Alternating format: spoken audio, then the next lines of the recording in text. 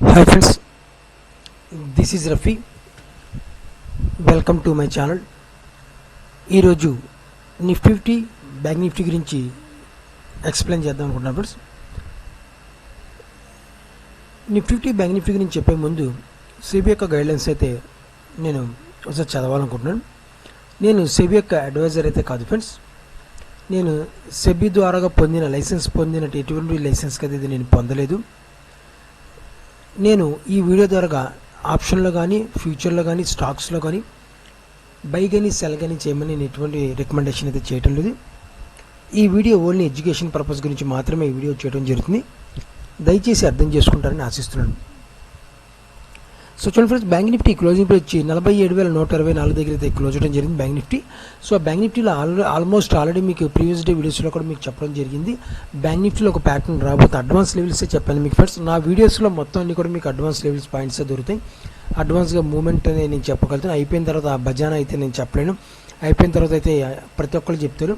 So నేను ఆ కోవకు చెందిన అయితే కాదు, నేను మాత్రం అడ్వాన్స్ లెవెల్స్ చెప్తానని చెప్పి కూడా చెప్పడం జరిగింది. సో మొన్న చెప్పిన పాయింట్ మీకు మళ్ళీ ఒకసారి ఎక్స్ప్లెయిన్ చేస్తాను. బట్ మార్కెట్ ఒక అప్సైడ్ మూమెంట్ వెళ్ళాలి కదా చెప్పడం జరిగింది. ఫస్ట్ పాయింట్, వెళ్ళే ప్రక్రియలో మార్కెట్ వాలటిలిటీతో ఒక అప్సైడ్ మూమెంట్ వెళ్ళాలి కూడా చెప్పడం జరిగింది. సెకండ్ పాయింట్ అది. సో మూడో పాయింట్ కూడా ఇక్కడ మనకి ఒక హెడ్ అండ్ షోల్డర్ ప్యాటర్న్ అయితే రావడానికి సిద్ధంగా ఉంటుంది మార్కెట్లో అని కూడా మీకు చెప్పడం జరిగింది. సో ఇంకా రాలేదు, కన్ఫర్మేషన్ అవ్వలేదు. కన్ఫర్మేషన్ అయిన తర్వాత మార్కెట్ని మనం ఒక హెడ్ అండ్ షోల్డర్ ప్యాటర్న్ అయితే ఇక్కడికి వచ్చిందని చెప్పి మనకి కన్క్లూజర్ అయితే వచ్చే అవకాశం ఉంది. కానీ ప్రజెంట్ అయితే మార్కెట్ క్రియేట్ చేస్తానికి ట్రై చేస్తుంది అనమాట, ట్రైలో ఉందన్నమాట. అంతే తప్ప కానీ క్రియేట్ అయిపోయి లేదన్నమాట, కన్ఫర్మేషన్ అయితే లేదు. ఓకేనా? సో మనకి కన్ఫర్మేషన్ లేనప్పుడు ఏం చేస్తామంటే ఒక ఇంట్రాడే బేసిక్లో మనం బై కానీ సెల్ కానీ చేసుకుంటూ ఉంటుంటాం అనమాట. అదే ఏదైనా సారీ ఫ్రెండ్స్, అదే ఏదైనా కన్ఫర్మేషన్ ఏదో ప్యాటర్న్ కన్ఫర్మేషన్ వస్తే మరి మనం ఆ ప్యాటర్న్ని మూమెంట్ అర్థం చేసుకుని కాల్ కానీ పుట్ కానీ హోల్డింగ్లో పెట్టుకుంటాం అనమాట. సో ప్రజెంట్ అయితే మార్కెట్ మనకి కన్ఫర్మేషన్లో ఉంది కాబట్టి నేను అడ్వాన్స్ లెవెల్స్లో పాయింట్ మీకు చెప్పడం జరిగింది అన్ని.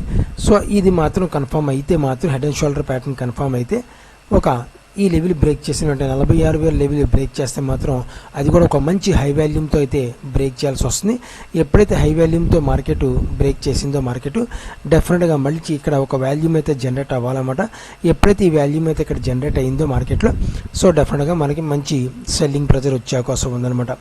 సో అప్పటిదాకా ఏంటంటే మనకి వెయిట్ అండ్ వాచ్ చేయాలి. మార్కెట్లో ప్రజెంట్ ఎటువంటి బై కానీ సెల్ కానీ చేసుకోవచ్చు, అది ఇంట్రాడే బేసిక్లో చేసుకోవటమే తప్ప కానీ హోల్డింగ్ పర్పస్లో అయితే మనం చేయలేము. ఎందువల్లంటే మార్కెట్ ఏదైనా కావచ్చు, మార్కెట్లో 100% ఇది జరుగుతుందని నమ్మకం లేదు.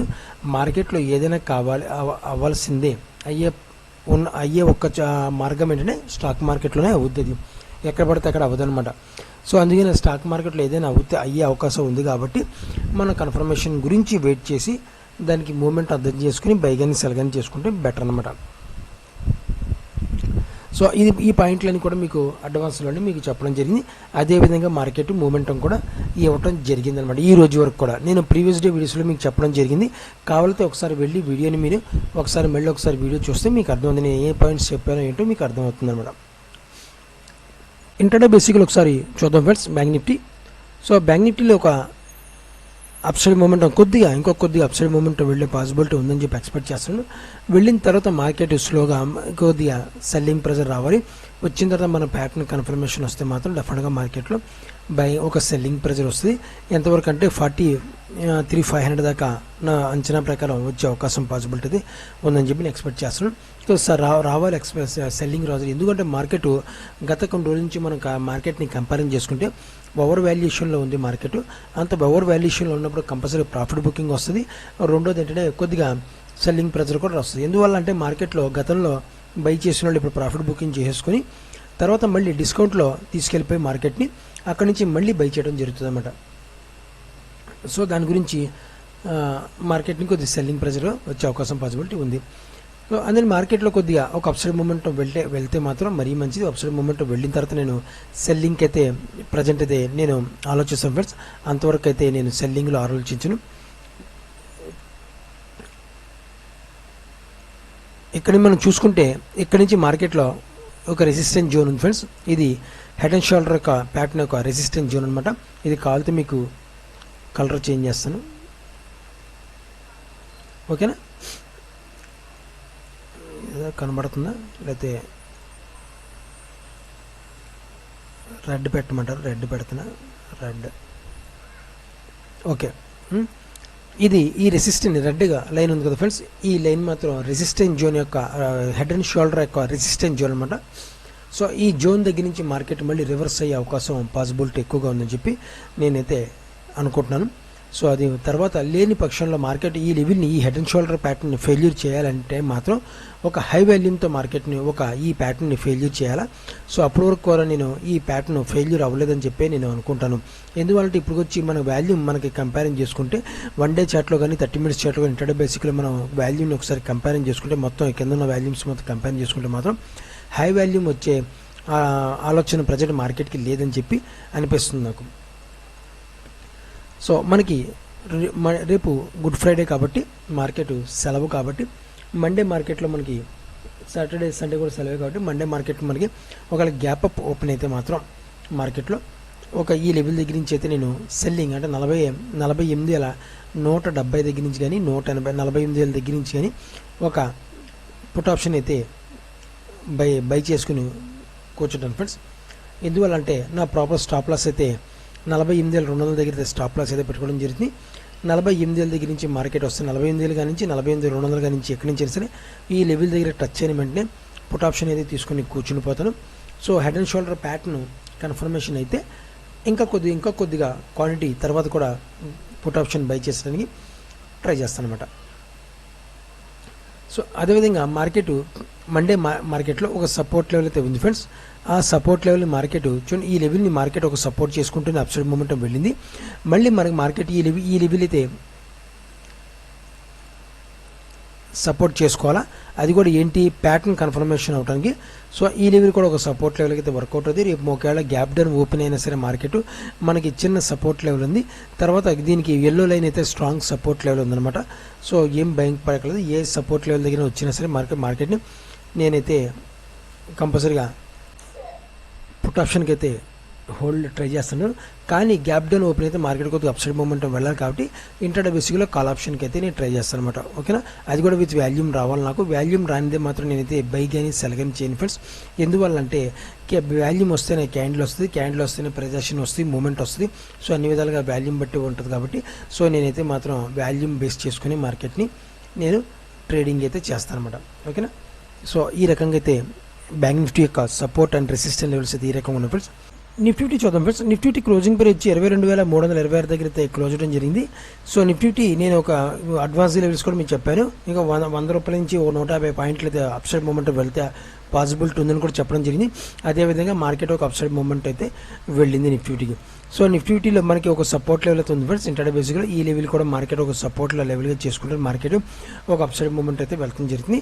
దీన్ని సపోర్ట్ లెవెల్ దీన్ని కంపేర్ చేసుకునే పోతే ఇది మాత్రం ఒక స్ట్రాంగ్ సపోర్ట్ లెవెల్ ఉంది. 21,500 దగ్గర మాత్రం ఒక స్ట్రాంగ్ సపోర్ట్ లెవెల్ ఉందన్నమాట. ఇది దీంతో కంపేరింగ్ చేసుకుంటే కొద్ది వీక్నెస్ అయితే రెడ్ లైన్ అయితే మనకి ఇది లెవెల్ అయితే వీక్గా ఉంది. సో ఇది వీటి తీసేస్తున్నాం. ఈ లెవెల్ నుంచి మనకు రెసిస్టెన్స్ జోన్ చూసుకుంటే మాత్రం రెసిస్టెన్స్ జోన్ అయితే స్ట్రాంగ్నెస్గానే ఉంది. ఇక్కడ వాల్యూమ్ అయితే ఇంకా కన్ఫర్మేషన్ రాలేదు.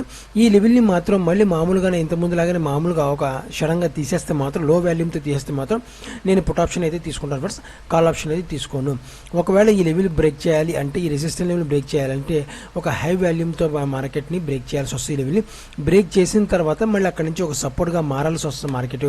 లేని పక్షంలో మాత్రం నేను మాత్రం ఒకవేళ ఇది పుట్ ఆప్షన్కి ట్రై చేస్తాను. ఒకవేళ ఇది లో వాల్యూమ్తో బ్రేక్ చేస్తే మాత్రం 23 లెవెల్ దగ్గర నుంచి కానీ 22,800 నుంచి 22,900 కానీ ఒక పుట్ ఆప్షన్ అయితే నేను టార్గెట్ బై చేసుకుని కూర్చుని పోతాను అనమాట. సో అదేవిధంగా ఈ లెవెల్ నుంచి చూడండి మల్టిపుల్ టైం మార్కెట్ ఈ లెవెల్ నుంచి మార్కెట్ మల్టిపుల్ టైం ఒక రెసిస్టెన్స్ జోన్ని క్రియేట్ చేసుకుంది. మల్టిపుల్ టైం రెసిస్టెన్స్ జోన్ని బీట్ చేస్తున్న ట్రై చేస్తుంది మార్కెట్. కానీ వాల్యూమ్ అయితే సరిపోవట్లేదు మార్కెట్కి. ఒక మంచి వాల్యూమ్ వస్తే మాత్రం డెఫినెట్గా ఈ లెవెల్ని బ్రేక్ చేసుకునే అవకాశం నిఫ్టీకి ఎంతైనా ఉందన్నమాట. సో అదేవిధంగా మనకి నిఫ్టీ ఒకసారి రెసిస్టెన్స్ మనకి సపోర్ట్ అండ్ రెసిస్టెన్స్ చూద్దాం ఫ్రెండ్స్ ఇంటర్డే బేసిక్లో. సో చూడండి ఫ్రెండ్స్, మనకి నిఫ్టీలో ఒక సపోర్ట్ లెవెల్ అయితే ఉంది ఫ్రెండ్స్. ఈ లెవెల్ దగ్గర నుంచి ఒక సపోర్ట్ లెవెల్ అయితే ఉంది మార్కెట్కి. ఇది కొద్దిగా ఇంటర్డే బేసిక్లో support level friends, holding purpose అయితే కాదు. ఇది మాత్రం హోల్డింగ్ పర్పస్ అయితే మనం ఇబ్బంది పడతాం. ఇది ఓన్లీ ఇంటర్డే బేసిక్ లెవెల్స్ అయితే మాత్రమే ఇది. సో అదేవిధంగా మనకి అదేవిధంగా నిఫ్టీ మనకి ఒకవేళ మండే మార్నింగ్ మాత్రం ఒకవేళ గ్యాప్ అప్ ఓపెన్ అయితే మాత్రం డెఫినెట్గా నేను పుట్ ఆప్షన్కి అయితే ట్రై చేస్తాను ఫ్రెండ్స్. అది కూడా మనకి ఈ లెవెల్ పైన నార్మల్ వాల్యూమ్తో మనకు గ్యాప్ అప్ ఓపెన్ అయితే మాత్రం నేను పుట్ ఆప్షన్కి అయితే నీకు ఎక్కువ శాతం పుట్ ఆప్షన్కి ట్రై చేస్తాను, కాల్ ఆప్షన్కి అయితే ట్రై చేయను అనమాట. సో ఓకేనా, ఇది మాత్రం దృష్టిలో పెట్టుకుని. సో రెసిస్టెంట్ లెవెల్స్ అయితే మనకి 22,800 నుంచి ఒక రెసిస్టెన్స్, 22,700 నుంచి 22,800 వరకు అయితే ఒక రెసిస్టెన్స్ జోన్ ఉంది ఫ్రెండ్స్ నిఫ్టీకి. అది ఒక సపోర్ట్ లెవెల్ మనం చూసుకుంటే మాత్రం ఈ లెవెల్కి అయితే ఒక సపోర్ట్ లెవెల్ ఉంది. 22,600 అయితే సపోర్ట్ లెవెల్ ఉంది. ఈ లెవెల్ మండే వచ్చేస్తాను కాదు, ఓవరాల్గా ఈ వీక్ అనాలిసిస్ చేసుకుంటే మాత్రం సోమ మంగళ బుధవారం లెవెల్స్ కంపేర్ చేసుకుంటే మాత్రం రెసిస్టెంట్ లెవెల్స్ సపోర్ట్ లెవెల్గా ఉందన్నమాట. ఒకవేళ మార్కెట్ సపోర్ట్ చేసుకోవాలి అనుకుంటే ఒకవేళ మండే మార్కెట్లో 22,150 నుంచి 22,200 దగ్గర ఒక సపోర్ట్ లెవెల్ అయితే చేసుకోవాలి. ఈ లెవెల్ దగ్గర నుంచి నిఫ్టీ మల్టిపుల్ టైమ్ ఒక మంచి వాల్యూమ్తో రిజెక్షన్ చేస్తానికి ట్రై చేసింది అనమాట, కింద వాల్యూమ్తో మనం కంపేర్ చేసుకుంటే ఈ లెవెల్ దగ్గర నుంచి. సో అందుకని ఈ లెవెల్ మాత్రం ఒక సపోర్ట్గా లెవెల్గా మారే అవకాశం ఎంతైనా ఉందని చెప్పి నేను అయితే ఎక్స్పెక్ట్ చేస్తాను అనమాట. సో 22,000 నుంచి 22,100 ఓకేనా, ఒక సపోర్ట్ లెవెల్ అయితే దొరకాలి నిఫ్టీకి. అదేవిధంగా రెసిస్టెంట్ లెవెల్ అయితే మాత్రం 22,800 నుంచి 22,700 నుంచి 22,800 వరకు అయితే రెసిస్టెంట్ జోన్ అయితే నిఫ్టీలో ఉంది ఫ్రెండ్స్. సో ఇది ఫ్రెండ్స్ నిఫ్టీ యొక్క సపోర్ట్ అండ్ రెసిస్టెంట్ లెవెల్స్ ఈ రకంగా అయితే ఉన్నదన్నమాట. మండే రోజు మనకి ఇంటర్డే బేసిక్లో సపోర్ట్ అండ్ రెసిస్టెంట్ సో ఈ విధంగా ఉన్నాయన్నమాట. సో మీరు కూడా ఆప్షన్లో ట్రేడ్ చేసే వాళ్ళు అయితే జాగ్రత్తగా ట్రేడ్ చేస్తారని ఆశిస్తున్నాం. నా వీడియో వాచ్ చేసిన thank you friends, thank you.